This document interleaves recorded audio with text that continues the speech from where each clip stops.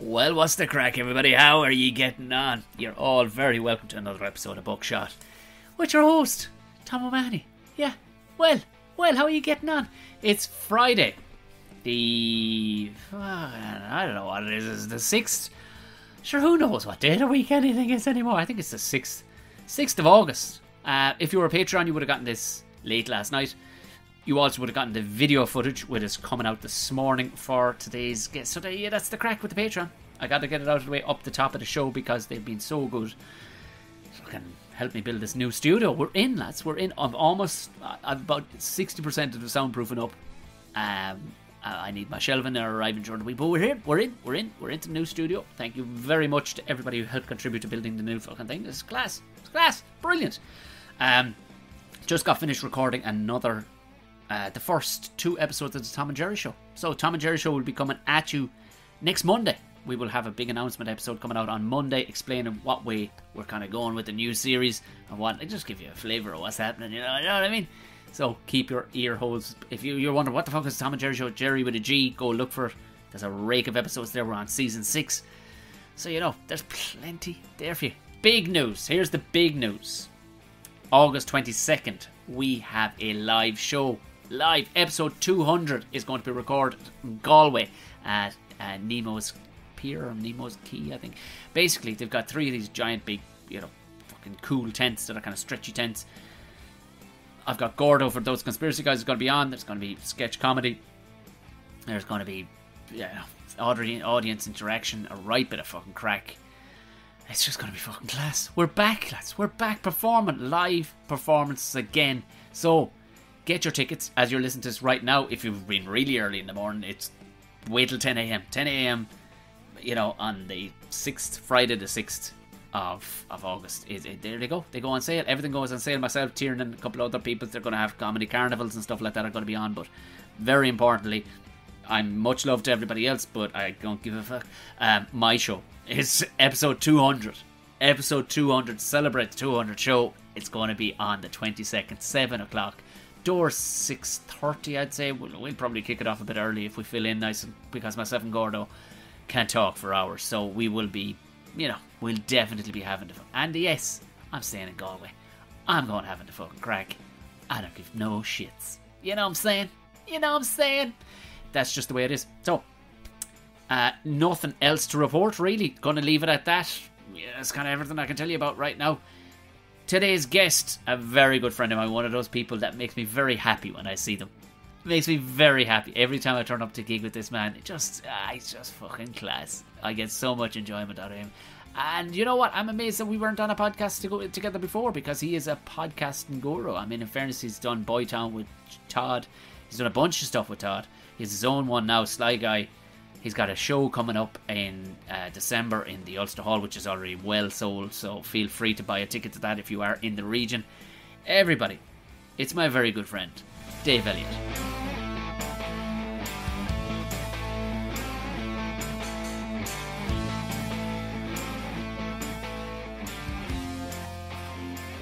There we go. I had the consent to you recording me there, which I'm much happier now. Much happier.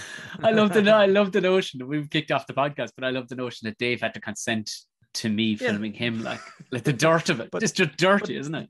Yeah, actually, I've never been on a Zoom. Well, I've never been asked for my consent before, but I've never been on a Zoom before that it appeared on screen. Do you consent? And I said, well, yeah, whatever, go for it. Yeah, absolutely. What would be the like the work one where you go, no? Yeah, imagine that. I said, well, actually, no, don't. Bye, and then just cut, and it's just you there alone. Trying to do impressions of Dave. Yeah. Jesus Christ, when was the last time we saw each other? Was it Colin's wedding, or did you do Pugs? I did Pugs. That? I did. Right, okay. Wait. I wasn't sure whether that was before or after. I did Pugs twice. Yeah. I did. Oh, fuck. Yeah, the first one. The first one I wasn't there, and I have to apologize for. And I get memories of that and go, "Oh no, shit!" You, in all fairness to you, you apologize like no man has ever apologized before. It was just such a shock to the system because it's Belfast is just class when you're gigging. It was dirty. It was a dirty bastard move, and thankfully wasn't on my part. So I didn't exactly know what was going on. They just were like, running it without. Normally, if I was there, I'd have gone, no, absolutely not. But because I don't know whether I was on holidays or we just had a You were baby gone or to a something. concert. You were gone to a concert. Just go and in have Dublin. a good time, essentially. Yeah, that's. I think it actually might have been Erasure of all people. So, I mean, what a terrible way to just ruin your day. Like, it's just sorry, I'm an Erasure here. So It was for the context of anybody going, what the fuck are the two boys on about? I went up to do Pug Uglies, and it was myself, Diona Doherty, and Kieran Bartlett.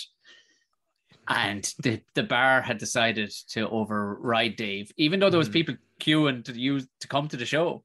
Yeah. I went, nah, we're making this a private gig. And they left in, we'll call them civil servants. And to say that they didn't give one fuck and just rudeness at a level I've never seen. I don't know if I've seen it too many times, rudeness at that level. What made it worse is Dave wasn't even there to give us a hug. He was like, fuck yes. Well, he wasn't. What's happened is there's twice that I have been actually last week I lost my voice of all things. I was supposed to be doing MC in that gig and I lost my voice. So rather than just be like, right, Mickey MC'd it for me, I said I will go and make sure that I'll still run it to make sure there's no fucking funny business. Because that was bad that time. And another time I was at one of my wife's cousin's weddings and I'd gone from the wedding to the gig to MC it in full suit and all the gear. And then at sort of at the break, Kieran said to me, went, right, if you want, I'll just MC the second half and you can go back to this wedding. I don't mind. And I went, sure, what could possibly go wrong at this stage? It was a nice night. Everything was under control. And when I was sitting at the wedding, I got like a load of texts from like Shane and Aaron and in the bar saying, what's going on up there? I was like, I don't know. And what I hadn't realized was Kieran had done a bit that had really offended somebody in the front row, and they had just been like a social justice warrior that just wouldn't let something go. And Kieran's like a dog with a bone too. He wouldn't let it go. So I think they just basically argued, and then everyone else is like, "Oh no, what's happening?" And then I think he just left. I think he said, "Well, you know what? Fuck it," and left. I thought that was shit. She ain't taking a piss, but no, he just said, and then he afterwards was like, yeah, I had enough, just lost my head. All right, okay, shit. I can't believe so I've never missed one since, basically. Yeah. As soon as Daddy turns his back, that's when the shit comes off the fucking rails. Yeah, but that's twice. That's Kieran's both times, so I can't. It's Kieran both times. He's cursed, whatever it is. He's fuck. That's bad. No, and then it was made up because the next time I was there, then I had an absolutely lovely gig, and I actually had a producer in to see me and got the gig I was hoping for as a result of Pugs. So there we go. That's all. And now we have an outdoor venue, which is it's outdoor, but it's indoor, so it's under a big tent. It's class, and we do that sort of monthly at the minute, obviously with the restrictions. So and it can hold up to 250, which is lovely. So we've done 2 there in the last the last couple of months, and it's been great. So hopefully we'll get you back up to do that at some point, because it is a cracking gig. I'm going to pick you up actually just to make sure that you do actually come with me, just in case. No, absolutely, I'll be there. Now, to be fair, this is because people are going to be like, Dave's an interesting guy. We had booked to go and see Erasure again in Dublin. It's supposed to be in September. It's postponed to next year. So if you're like, why is Dave not going to the gig? And it's just say, listen, I can't do it. I'll just make sure that I don't line up with Erasure. Simple as that. Absolutely. There you go. So we'll be flying. Because what's the crack with, like, are gigs back flying again? What's the story?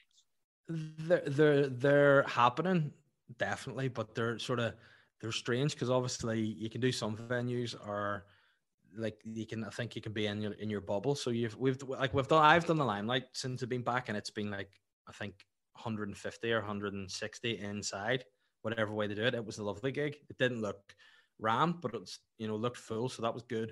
And then the outdoor gigs, I think they just booked them like tables of 4 or 6, so that's good as well. But like, see the actual wee lounge the Pugs is normally in, it's not had anything in it yet now, but I think they're looking to do something towards Christmas once again, because again, it's a very small room. So I think you can kind of, if you squeeze people in, have about 100. So I think the way that, they could maybe let 50 in or something, which might just, kill the vibe. So I don't know what's happening, but a lot of gigs have been being booked and like half inside, half outside jobs, and they're working but, I think there's been no real you know, I think all the like car park gigs and all that kind of stuff's knocked in the head, which is good. Nice. You were thinking, was it Geddes' wedding? Yeah, you pulled off, Dave, you pulled off a move the morning of Geddes' wedding. I met you briefly. We're all suited and booted because we're staying in the same B&B. And then like 5 minutes later, you walk back in the door of the B&B with a pint.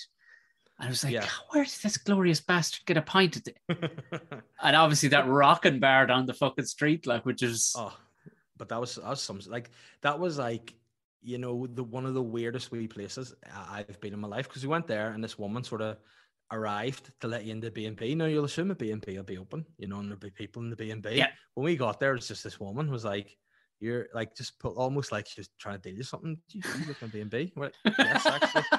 I got B&Bs, yeah, I got them. Yeah. If you're keen. So she brought us in, let us in. That was fine. She was like, yeah, there's just another couple staying. Don't worry, they'll be fine. I was like, is it open now? And she was like, nah, but I'll just hang about. No, all right, no worries. And then when we got ready, went into where the bar was, and there was no bar. So, or no one working in the bar. So we then were like, right, what's going on? So we went into like a salvage yard next door. Where the same woman who let us into the B&B was working in the salvage yard. And then I went to her and I was like, do you not work? And she's like, oh, it's all the same. I was like, oh yeah, of course, run the B&B, work in a salvage yard and a Classic. bar, all the same. So then she went, yeah, I'll just go and get someone and serve you pints. And I was sort of thinking, is it a barman? Should this guy be serving pints, or is she just, you know, winging it? But ultimately it was her brother. He serves pints. Don't know whether he was supposed to be there, but yeah, they opened this wee bar. Must have fitted about 8 people in max, but it was class. Great wee spot. Because what time did you get to the B&B the night before then? I think we sort of got there maybe. We didn't get there the day of the wedding, did we? Maybe. Yeah, I think we got there the day of. Oh, right, because might have been there first. We were there the night before, and what was brilliant about that was so country. We turned up and there was a handwritten note sellotaped to the door saying, if you're looking for the B&B, call to that pub you're talking about. And that pub is about 3 pubs in one. You got left into this tiny little thing where only a man and his dog would fit. But that opens up, and we walk back down the road with our suitcases or whatever, and we're like, hey, how's it going? And this guy who was ushering in a band, the band who ended up actually playing at Geddes' wedding, one of the bands that played at his wedding, and he's like, come on, to fuck with you, come on, there's people need a fucking band in here. And this guy fag out of the mouth, pint in hand, he goes, B&B, is it? And it was like, B&B, that's it. He goes, hey, he just takes our bags off us and just goes, yeah, I'll have a drink first. And it was like, I suppose we're having grand. And like an hour later, we were allowed to bring our bags back up to the fucking B&B with a key, and we were instructed to come down. And I asked our man, I said, what's the crack with Grub? Benny Grub on the go around here. Another fella who was standing with him smoking a fag at the door. He goes, what are you after? I said, fucking Anton at this hour. He goes, hey, well, there's a chinky across. And I've got, oh, Jesus, right. You just shouted that. I'm not overly fucking liberal, but at the same time, and you can't be shouting chinky around the fucking road. Like, come on, man. Well, in the Moy. Oh, but then I quickly realised, shut the fuck up, Tom. This is, you're not back in Dublin now. Relax. Because something like, again, the same kind of vibe happened whenever we were going. I don't know whether we're going to did we get a taxi, didn't we, to the wedding together? Yeah. Or am I just making this up? Yeah, we did. And your man told us everybody's fucking business the whole way up the road. Like, because I remember, because I'd gone and I'd said to the guy at the bar, I was like, right, could you get us a taxi? And he was like, yeah. And I said, how long will that be? And he was like, no, 20 minutes or something. And I said, dead on, left Catherine in the bar. I just thought, right, off time, go to the toilet, quick Eric McKnight in the taxi, go there. So I was in the toilet, and then the barman just comes. I must have literally just started, and he just come in the door and he goes, there's a taxi here. I was like, all right, just, 1 wee second. He goes, no, he's outside now. And the guy stood there, so whenever you're going, you're doing your business. You want them to be like, right, okay, I'll just head. And then you wipe up, go. He stood at the door. So he's like, right, guys, outside here. And I was like, and no footsteps away. Did you wait for those footsteps away? Oh, fuck. The guy's just sitting there. Now, I had the cufflinks in, the foldy cuffs and all, so I had to take them out and sit them on the thing and had to roll my sleeves up. And so by the time I'd wiped, pull my stuff up, I was going like out of there like meatloaf for the big flipping cuffs coming out. And the guy was like, what? Head on down, the barman sort of like, fuck's sake, and back to the bar he goes. And then you go out to the guy in the taxi, we're there, and he's like, right, where are you for? And I think we gave the address. So we gave the postcode, everything. And he was like, no. I was like, what? He goes, whose is it?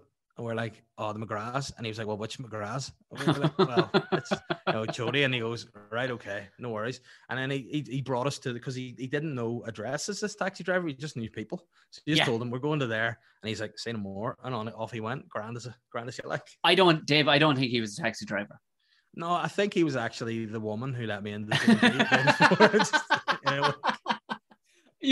You joke, right? But there was the night before, because we got stuck in that pub. We weren't allowed. Yeah. Your man insisted that we bring whatever grub we got back to the pub. Crafty fucker, like. And then we were out the back, and it was well worth seeing. Like, it was fucking wild shit. And I remember there was a couple of blokes, the standard country lads, Scania jacket on, brown shoes, slip-on shoes, smoking fags inside the clawed hand, all out the back. And I was going, fucking hell, I says, they get the memo everywhere. I says, that's like 4 lads from fucking Tip looking the exact same. Like, and we're in Dungannon right now. It's fucking, and I swear to God, one of them trying to touch one. That one's a woman. I was like, which fucking one? Oh, Jesus Christ. It was like, and she's spitting on the fucking ground and everything. It was like, it was gorgeous. Well, they're a different breed, but it's one experience. That was a super day too. Like, I was great. A great couple of days up there. But I think, like, as good as the wedding was, the experience of just the way they were in the Moy was just that made it. The people and just like, and then what a quaint little B&B it was. I got a photo in like the dining room, and it looks like I'm in like something like Charles Dickens. Like totally out of all the flipping wee doggies and on the piece, the ornaments. I nearly said the orphans there. That could be, but could be orphans in there too. It was just what a place. Well, we'd eat our breakfast that morning with the dog, or one of the dogs. The dog wasn't moving off the chair on her. She goes, that's your table. That's your table. Yeah. And the dog you expect him off the fuck, hunt the dog into the... Nope. And I like dogs, but at the same time, this fucking weird Prince Charles or King Charles was just fucking eyeballing me with his weeping eyes, just staring at me. No, it's so weird. See, when you're in places like we went to, like, we did the Ring of Kerry. Lovely, yeah. A holiday a few years ago, and we, like, my wife is frugal. She likes to try and get a bargain's worth. So I would just say, listen, book hotels, and she's like, no, we need an authentic experience. We need to stay in B&Bs, and we need to. I said, all right. So we went to this place, and it was maybe just outside Limerick, and there was a woman there, and she was just like your mum. She just, whenever we went in, we weren't in a room in her house. She was like expecting us to kind of sit with her and stuff in the evenings, and in the morning we were having breakfast and all. It was just us and her, and then just all the dogs. And she was like, oh, sure, don't worry about them, just leave them there. And we're like, oh, right, okay, that's where they sit, not you. You're the visitor there. And we're sitting like at the table, and just her dog's just eating bacon off the table. Going, what the fuck? You just have to enjoy it and embrace it. And then the weirdest thing about that was fine, but then he must have been in his 50s, a real dapper guy. Right. Just came in, he must have been in another room, and he just sat, he had a table by himself, and it was just really weird. We're sitting around the family table, me, Catherine, about 4 dogs, this woman, and then just this really, it must have been a spy or something. He was just sitting. I love the idea that he's been staying at that B&B, like the major in fucking Fawlty Towers, for like 20 years. But it was like he had his own wee table, he had his own wee thing of milk and like his own wee crockery and everything. It was very weird. And when you, as a comedian, you're in circumstances and you want to say to people, is this just fucking, is it just me, or is this fucking mental? Whereas just sort of look around. I remember looking at Catherine, she looked at me, and we just kind of went, well, it is what it is. And it was just so strange. Could you ever run a B&B? This is a question, for some reason, I keep asking myself every couple of months. Could I run a B&B? Like, I don't think so. I don't think I would have the patience for it. And I think, I would be very much this is my house, and I would be thinking there's just weird people in my house I know nothing about. Their balls and ass are rubbing off my beds. Exactly. And I would always think, I'd always just think they're murderers. Why are they in a B&B? They're staying here because they're murdering people. Kill me, take them to B&B. I couldn't have it. The next morning, I don't know, can you remember coming back after the wedding into the crowds of people that were pouring out of the dance hall? Yes, fuck, that's right. Yes, because I remember we wanted to get a Chinese on the way back, and that the place that the guy sent you to before, they're like, nah, I think they just decide when they close. Whenever they feel like it, and they're like, nah, we're shut now. It's like, all right, no worries. No, we came back, it was wild, because I remember at the end of the wedding, we were waiting on a taxi, and I think Shane was there with his wife. And I always remember when we were sitting waiting, we were on a sofa, they were on a sofa, but he was lying on like across the sofa with his head on her knee, and she was just stroking his head, and it was like he was like this little infirm boy. It was the weirdest thing, and I sort of like going, "What?" And she was like asking him stuff like, "Have you been to the toilet?" And I was like, "What's going? This is the weirdest. This is building to something I don't know." But it was just a very like he just was like a wee sick boy. That fits in perfectly with Shane, though. In all fairness, like absolutely, if Catherine was rubbing your fucking head, you go, "What's she rubbing Dave's big fucking head for?" Because you'd look wrong and everything. You'd be just lying, you know, because you broad shoulders, and it just wouldn't. But Shane, even if Shane was lying on your lap or my lap, and we were rubbing his head, it would look like a wee boy, like, you know what I mean, wouldn't it? But he did, and for some reason I thought he reminded me of Pinocchio. You know, I was like, this is like the same sort of vulnerability Pinocchio has. Like he's like he just needs home. He needs his wee strings all fixed, and he'll be grand. But it was just very strange. And tonight he's just like, my tummy. But people do look after Shane for some reason, like an old fucking pet. I remember even 2-3 years ago at the big barbecue that I threw in Galway for the comedy festival, and Shane was coming over, and Shane pre-texted me. To ask what was being cooked. I was like, well, of course. What if it's a fucking barbecue, Shane, bring your... And he came with MacArthur Boyd as well, another fella who, you know, has to eat cardboard for a living, you know. But Natasha actually sprung out and went and got him, like, I don't know, gluten-free sausage or something that would sit in his gut, right? It was like... and then that wasn't what his issue was. It was something completely that wasn't fucking celiac related.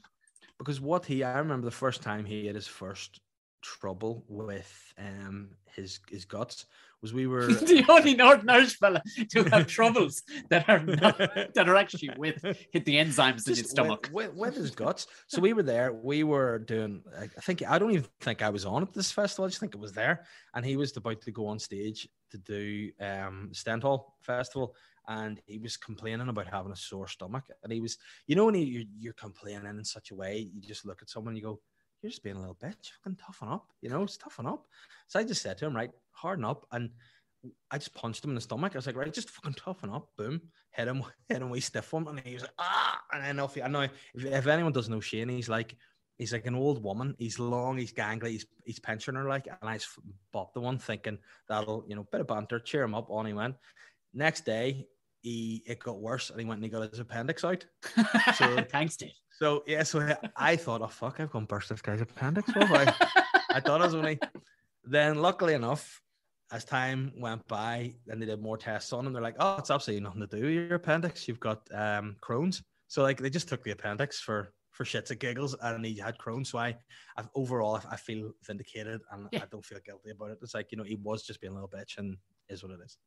I mean, you drink a fucking LKCI immunotest, Shane. You get back on the fucking horse. But you know what I would have loved to have seen would be him in the Moy in the morning if they'd been asking your woman for breakfast. Like, do you have any? She'd have just looked at him and gone, yeah, and just given him the breakfast she already had. Yeah. It's the next morning when we were sitting with that dog, and there was a bunch of people who'd been. They kind of overheard my accent, and one of them went, "Are you from Tipperary?" I went, "Fucking hell, that's a good ear." She goes, "I know, we were at Jimmy last night." I was like, "Jimmy?" So Jimmy Buckley, who can play like 3 strings on a guitar and kind of a middle of the road singer, is from like 2 miles away from here. He put 500 or 600 people in a fucking hall in a village in Dungannon. Like, come on, we need to get into the country scene. What are we doing telling jokes? We need to be singing country songs, man. That's where it's at. See here, I don't know what it is. There's a subculture. Suddenly, and I don't think it's even a subculture up there. It's definitely a subculture here. Yeah, people here is like fucking country, but you go up the north and there's whole tribes of people who it's not a shameful thing at all. Like, it's not trying to keep it under. It's all about the Wranglers, all about the fucking jamborees, all about it. Like fucking the Wildfort.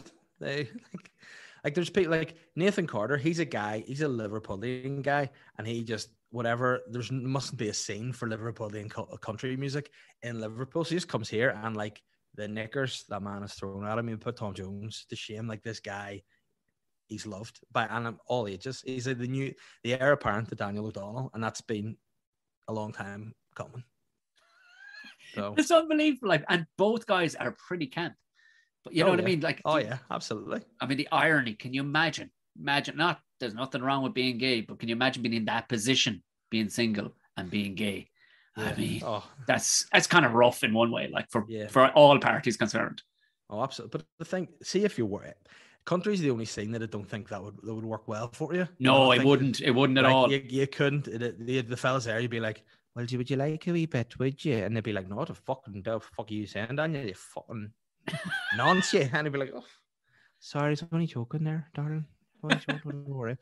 But no, they love him, and the women here are wild for it.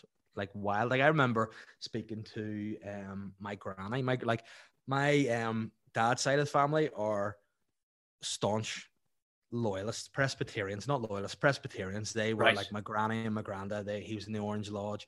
My granny was in the Presbyterian Women's. Like they loved it. The big Paisley fans into it.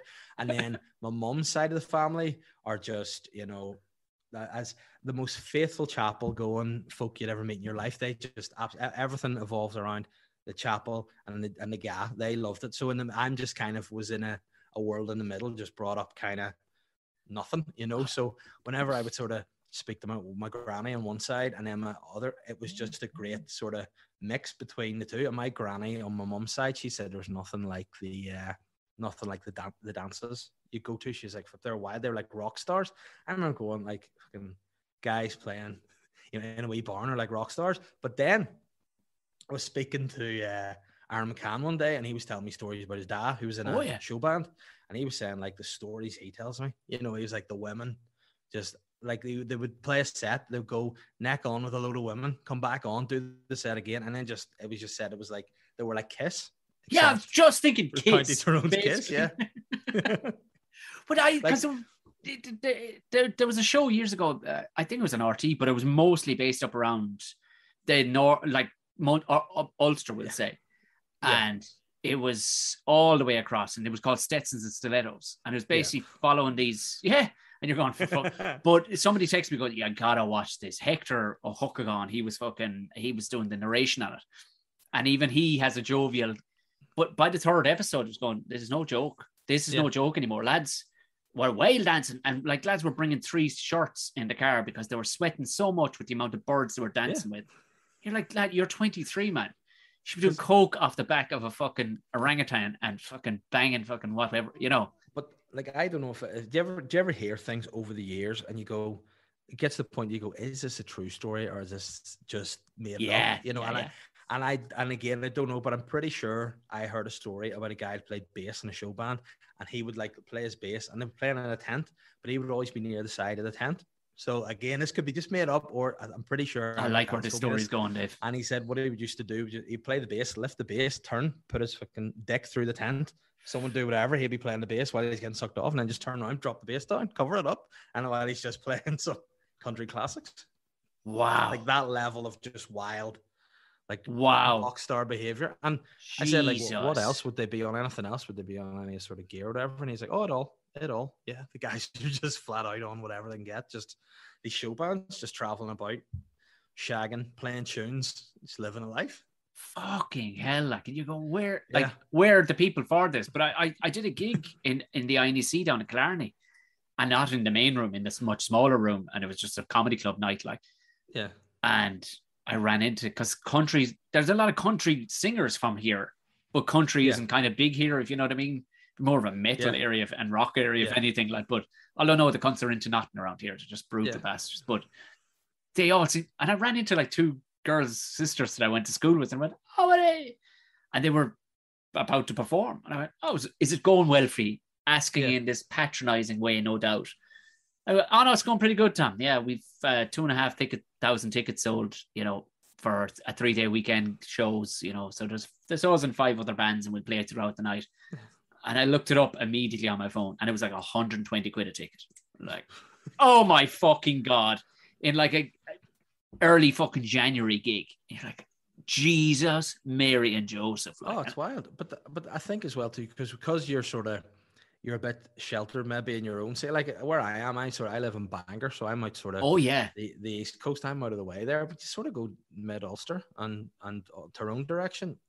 Crazy. It's like a different universe. Like, and unless you know it exists, it's wild. And the farmers. Oh, And that was the depiction of the Moy, because I remember telling Mickey about this the next day. I was like, at the time he was single, I was like, Mickey, I think I found your actual dream woman last night at the Moy, because the band had to play Hit the Diff about 4 times in a fucking row. And this was their first time playing it. And this bird came barreling through with like big chest. And I don't just mean big tits. I mean, she actually had a big barrel chest on her. Flag, like big, strong, like pretty much Dave, minus the beard, longish hair, not hair that would get in your way now, because this girl clearly had a physical job. She probably gutted fish or something for a living, like she just fag out of her mouth, lit in the pub, by the way, came barreling past me, blew the fucking shoulder off me, blew the shoulders off a bunch, dragging this poor young one to we'll call it the dance floor. It was the yard out the back. And these boys were like, oh, and he dragging his bird to the fucking floor, bitches. I'm like, that is fucking Bartlett in female form. Look, and we kept on staring at her. And it was like she was just fucking tattoos and just big. Next to she collared one of the Scania lads. About an hour later, we saw her in the corner, and she was just sitting up in him. Sure, he was about 8 stone soaking wet. She was just crushing this poor cunt in the corner. And I wouldn't mind. She's wearing the face off while still has a lit fag in her hand. And every so often she'd back off, take a drag, and back on the job again. It was like, fuck. She's kind of class, but fucking brutal. Like, Yeah. Because the way you were telling it there, it sounds a lot like how paramilitaries would kneecap people, just drag them out into the flipping back, boom. It's genetic at this stage. Just that's how you deal with a situation of excitement. Like, I mean, there's no consent being asked from her. Oh no, she's just, you don't need, you take it. That's it, and you're sorted. Do yourself and Shane still have the radio show? Because that looked like a shit ton of fun. Which one? You were doing you were doing bangers. Old school bangers. That stopped. We were doing it, but it was really weird because we did runs. So it was like they did 12 weeks on, 12 weeks off. Oh, like seasons on a show or something. Yeah. So it was like the whole gist of it was, it was called the Ray of Lockdown. So we just during the lockdown played 90s classics, had a bit of fun. It was great crack. And then at the end of our 12 weeks, it was still in the middle of lockdown. So we were kind of like, can we carry on for a couple of weeks until it's lockdown? They're like, nah, it is, you can't. And then we're like, well, by another 12 weeks, it's not really going to work. So, maybe we'll just leave when it's, when it's doing well and, see, because like you wouldn't have got this. I think it was a mix of circumstance and just timing that it went as well as it did. So I think, if you're coming back in another 12 weeks to try to, here's some more 90s dance, and everyone's like, nah, fucking go to the pub now, forget about it. So we just sort of we stopped that, but it was a lot of fun. Like, see, because at that stage they were the only outside people I was seeing, bar my family, so we were recording in the studio. So that's why you look so happy, because there was sheer joy in your face. It was like, the boys been let out. Other people, it was great. It's weird too, because a lot of people were getting back, like the amount of interaction we had from it and people loving it. Like we even did a one-off TV show off the back of the radio show, which was a lot of fun as well. We did that on St. Patrick's night. So it was just a bit of a phenomenon really that we kind of were not expecting at all. So it was loads of fun, but I think it was either go, okay, we know it's run its course, and we'll just go out and leave it on a high and then see what'll happen down the line. But I don't think we would we'd do it again. It was still very cool though, wasn't it? Like, it was a lot of fun. To be fair, there seems, I could be wrong. I mean, I'm sure you'll say otherwise, but it seems to be like a decent level of support for comedians. Like, if support is the wrong word, but at least there seems to be a situation. Also, I mean, the fucking fan base. Hence why I love fucking 50% of my listeners. I'm doing my 200 live show. I'm 200 episodes going to be a live show in as this will come out on it'll be on the 22nd over in Galway. Close. And already there's requests for tickets coming from the north. People are, and you're like, what the fuck? And I couldn't I couldn't give away tickets where I'm from. Yeah. But to go to Belfast and in with the gang, like, there seems to be a good support for it. Like, it's weird because it's really good. Obviously the like I'm playing the Ulster Hall in December. Yes, yeah. So and that's Class. selling really well. And it's like that is because of the support that we have, and it is a class scene. The only thing it sort of irks me a bit is that we have a load of great comedians here. We've got a great scene, but it's nothing really in place to for comedians to go on to the next level or to maybe integrate elsewhere. So it's sort of almost like its own way sort of sub scene almost, so it's like a lot of us wouldn't gig maybe in Dublin or anywhere else. Galway, there would be, we would do there quite a bit, but it's like it almost became hard, I guess, to get on TV or develop anything here. So I think we built a wee scene, and now it's really great, and it's doing really well. And I think like the next step would be to try to get guys, doing more things, maybe radio, doing more TV, getting opportunities to do things that maybe before were kind of closed off to us, I think it's going to go that way in all fairness, because you can't turn away from the numbers. Like yourselves, Yeah. there's a gang would say there's maybe 8 lads that I'd be right good friends with now from the north, and every one of you are absolutely fucking flying it, and there doesn't seem to be a foot going backwards at all. Because like, I mean, for me, I think like, and I know whenever we kind of first met, I was in a sketch group, and Yes. it was over in Edinburgh. We were only sort of starting out.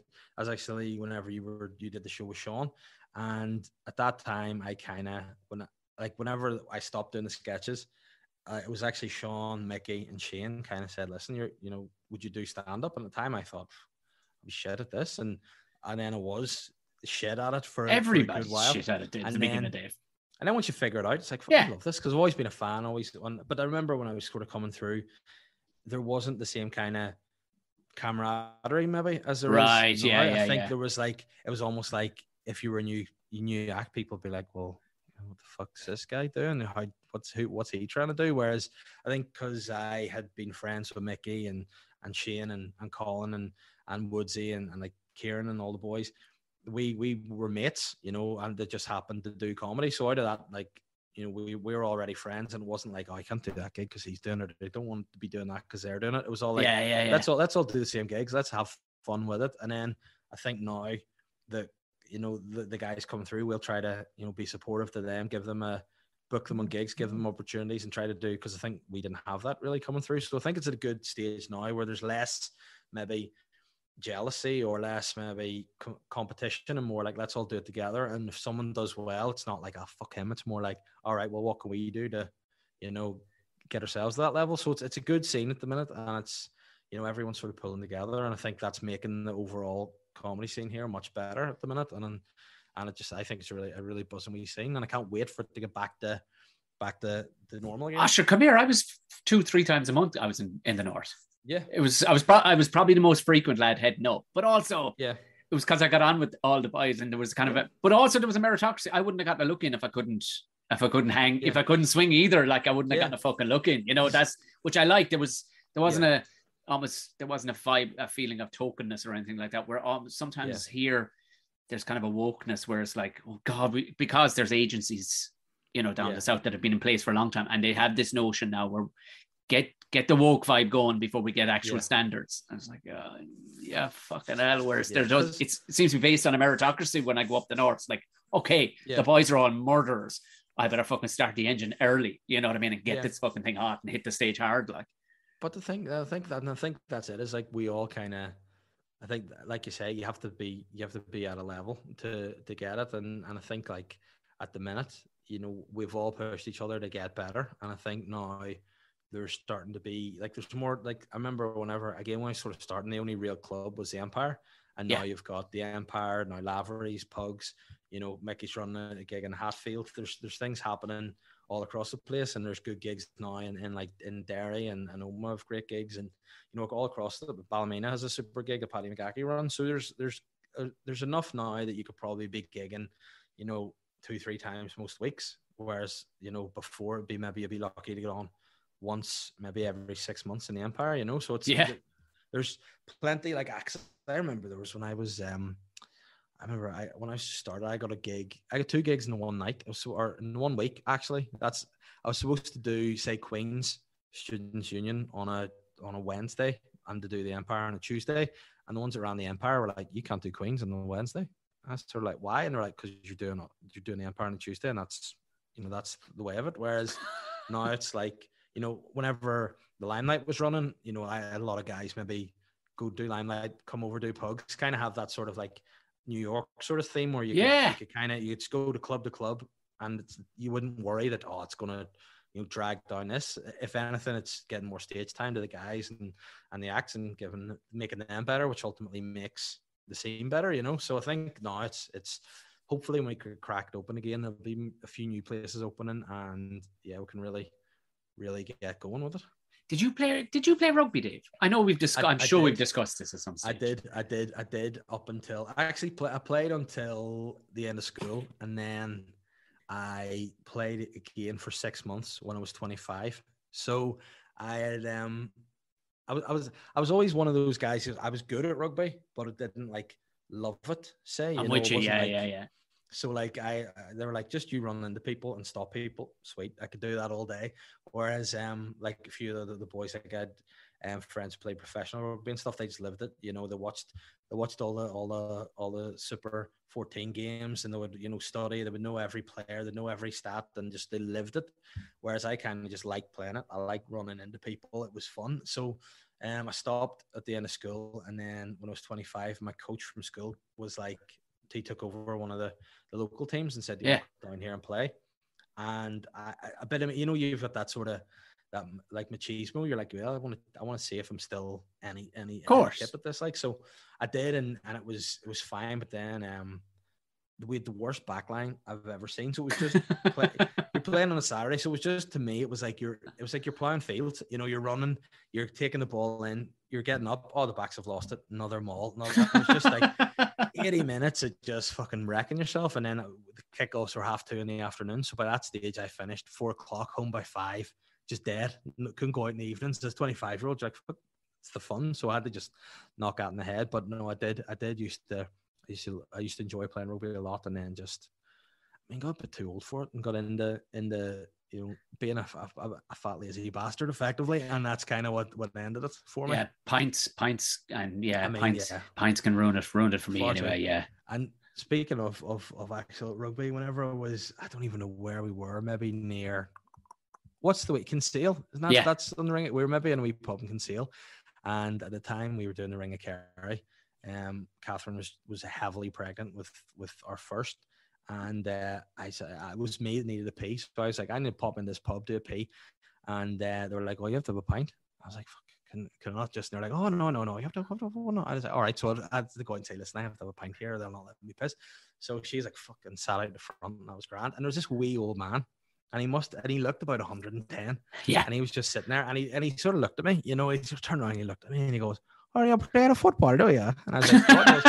And I was, you fucking queer set of shoulders on you, fucking the big boy, yeah. And then he started touching me, and I was like, what's this? And he was like, not gay, but like, just, like, oh, that's old pervy Dave, pervy Steve, like, He was like, oh, the fucking you go play some shoulders on you, and he goes, I don't know about the gut, but the shoulders. And I was like, oh, cheers, appreciate that. And on the way out, I just heard him say to the guy, and he goes, fucking some neck on him. And I was like, went in. And a pint, and the guy just feels me up, and I got my piss, and it was like, thankfully he didn't follow me in, but it was really funny. I tried to explain it to Catherine. She was almost like, should I go in? And I was like, no, just leave him, because God knows what he'd say about you. Fucking you're about 8 months pregnant, about your pop. You have lovely shoulders. I don't know about the go. So some neck. It's like, all right, cheers. Classic, yeah. I love the notion that you do have very massageable shoulders. In all fairness, nice meaty shoulders. Like, there's no doubt they're nice. I mean, that's why. See, if you were to get so bad with eat people, I would be worth good money. Like, I've good meat on me. Like, I'm like, one of those those big cows that are like with necks on necks and bellies. The Belgian blues, yeah. Those babies, that'd be me. I'd be worth a lot. Like, I'd be good tasty meat, nice salty.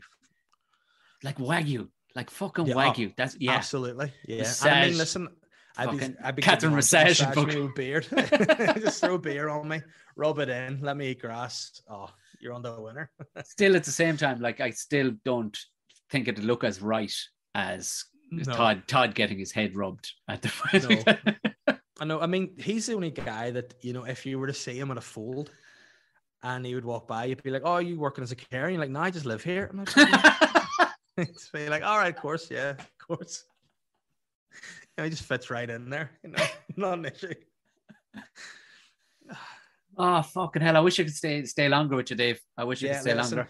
That was my fault because I'm going out. I'm going. This is, you probably know yourself now that if you're going anywhere, I'm going away with the boys Friday night, Saturday, just for pints. So I have a million things to do to get me in the good books before I go. So I had to. I'm taking the shit car. We've a wee old car. It was mine back in the day, and I said, look, I'll take that. Went to get new window wipers and fuck the bonnet. So the wee spring, you pop the bonnet from the inside. That's just gone. So the bonnet won't shut properly. So it's a nightmare. So if I had to try and sort that, then I came home, had to walk the dog, and then had to make the dinner and sort of look like I care about the baby. I could. So I've done all that and hope now that when I come off, it'll have gone to plan and I'll not be beaten. So I completely understand. So, it's all brownie points. That's it. Being married is just a constant Cold War. You have to stay ahead of things and not be able to be. Your lobbying decisions, your fucking pass. None of it is actual straight up military warfare. It's all political movements left and right, backbiting. There's all sorts of carry on has to go on. It's you know what? It probably keeps you. I can only imagine the psychopath I would be if I had allowed the freedom if I was still single. That's the only thing I'd be frightened of. I'd be Mickey Bartlett, basically. That's what I'd be, Mickey Bartlett.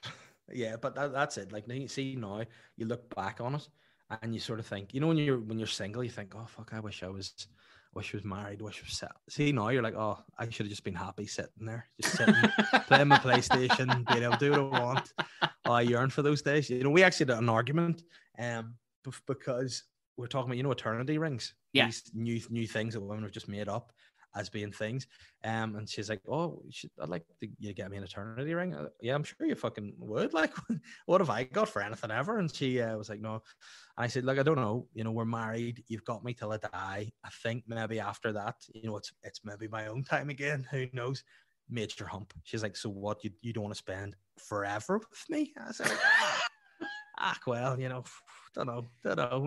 Who knows what happens when we die anyway? Sure, just in the ground. She's like, no, you want to, and then she started arguing me about wanting to meet other women when I'm dead. I was like, how does that even work? Like, so in the afterlife, you want to meet? And I was like, hey, we served our time together. You know what I mean? Yeah, like, Jesus Christ, contracts do end. Like, this is. I just want to sleep. I just want to rest. I just want to sit with my feet up. Just watch Homes Under the Hammer, have a cup of tea, and just eat tray bakes. That's all I want in my afterlife. Dave, the show in December, what date is it? And it is on the 17th of December in the Ulster Hall. It's called Pillow Talk. Lovely. Which I've since found out a different thing altogether and what I'm talking about, but it'll be a good time. And it's selling well, so if anyone wants to come, look in the show notes underneath this, because I'll have the ticket link in the show notes underneath this. Dahi, you absolute legend. Thank you very, very much. Pleasure. Thank you very much. Have a lovely weekend. And my thanks again to Dave. What an absolute diamond of a man. Like he said, December, he's going to be in the Ulster Hall. And like I said, Sunday the 22nd of August, I'm going to be in Galway with the 200 episode live. I think we've got a capacity of 200 seats. I'm guessing tickets have already started selling because I've gotten a lot of inquiries so far. A lot of people coming from all over the country for this one. It's going to be absolutely fucking class. The guru himself of podcasting at Conspiracies here in Ireland is going to be joining me. It is, of course, Gordo Rochford, everybody. And yes, we are staying in Galway. The crack will be 90. I can fucking promise you. What we've got planned, we're going to have a fucking good time. This is the night we've been waiting for, everybody. We're back. We're back with a fucking bang, like Mattress Mick. And this is going to be way less weird than Mattress Mick, but it's going to be just as fucking fun. Look, that's all I have to tell you. Become a Patreon. Join the gang. We've got a couple of new people up this week. I will talk to you on the Ramble Pod next week, which will be Patreon only, and I will thank you properly. We have a couple of new ones. Join the Patreon to become part of the show. You know what I mean? You get the Ramble Pods for free, and you get the ad-free early access content, as well as the videos to all the interviews. There you go. August 22nd, Galway. Go find a ticket in the show link. I'll talk to you with Jerry McBride on Monday, everybody.